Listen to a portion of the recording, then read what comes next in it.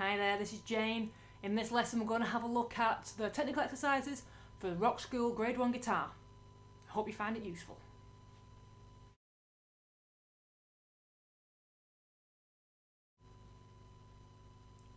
The first scale at Grade 1 is your C major scale. Here's a fretboard diagram for you. So all we do is we start on the lowest C on the 5th string, work through the alphabet up to the highest C, and then back down again to the low C again.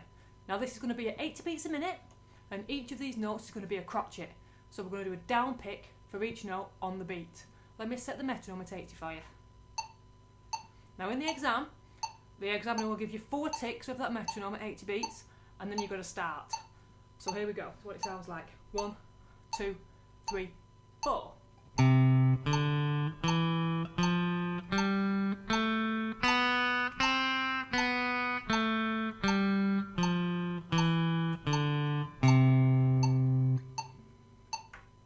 And that is your C major scale.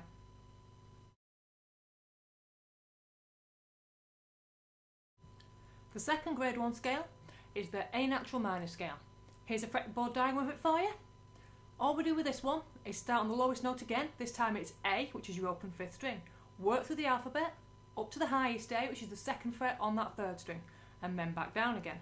It's going to be the same tempo as before, 80 beats, and crotchet beats for each note, so it's just a down pick on every beat. Here's what it sounds like. 1, 2, 3, 4.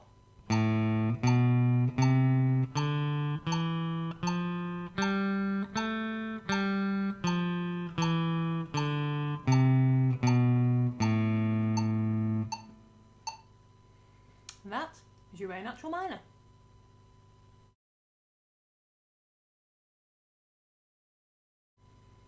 The next scale is the E minor pentatonic scale. Here's a fretboard diagram for you to have a look at. Now this one starts on E, the lowest note on the 6th string, and works up to the next E, which is at the 2nd fret on the 4th string. Now we're not using all the notes on the alphabet this time, but we're still going to go in alphabetical order, just ignore the ones that we're missing out. Again, it's going to be at 80 beats a minute, with crotchet downstrokes. Here's what it sounds like. 1, 2, 3, 4.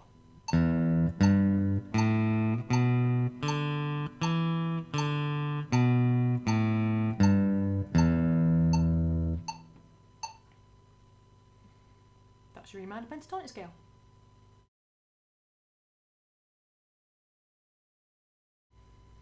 The last of the scales is the A minor pentatonic scale.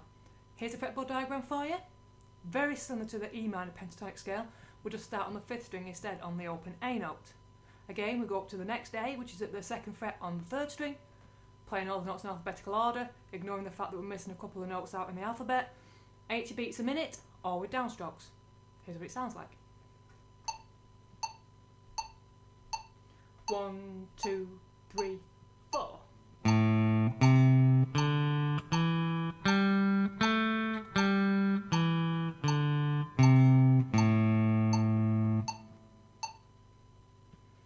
That's your A minor pentatonic scale.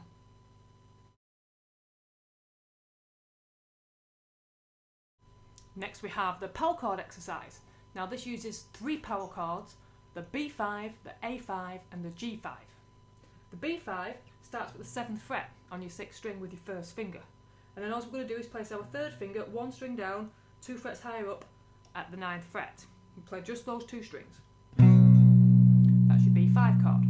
The A5 chord is exactly the same shape, we just move it down so that our 1st finger is at the 5th fret and our 2nd finger is at the 7th fret. That's our A5 chord. And then for the G5 we do the same again, move it 2 frets lower. So on the 6th string we've got the 3rd fret, and on the 5th string we've got the 5th fret. Again, just those 2 strings, like that. Now for the actual exercise, we start on the B5, we do 1 crotchet strum, followed by a rest. Then we go down to the A, 1 crotchet strum, followed by a crotchet rest. Then down to the G, 1 crotchet strum, followed by a crotchet rest. Back up to the A, do the same again, a strum then a rest, and then come back up to the to the B, do a strum, then a rest. It's going to be at the same speed as the scales, at 80 beats a minute. This is what it sounds like. 1, 2, 3, 4.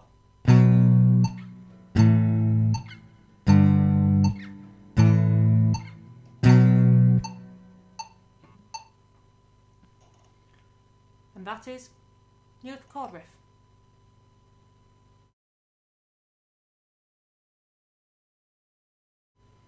The last thing you need to be able to play for the technical exercises in your exam is the riff. Now this is played along with the backing track that the examiner will start for you in the exam. Here's what it sounds like.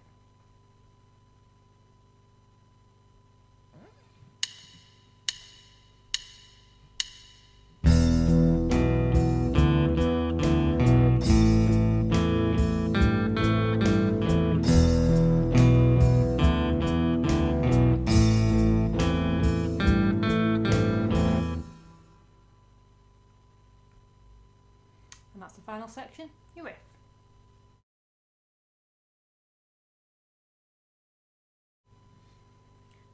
When you're playing your scales, it's best to use the 1 finger per fret rule.